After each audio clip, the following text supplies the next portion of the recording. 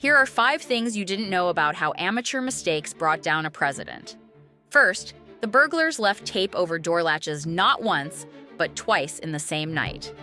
Security guard Frank Wills removed it the first time, thinking it was an accident. When he found fresh tape on his second round, he knew something was wrong.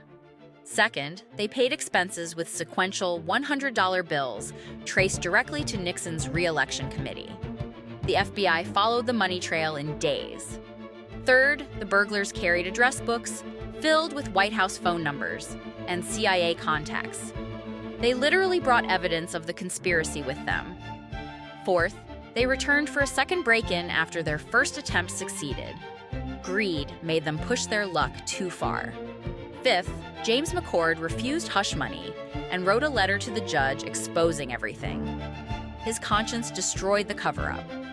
5 basic mistakes turned a simple burglary into the scandal that toppled Richard Nixon.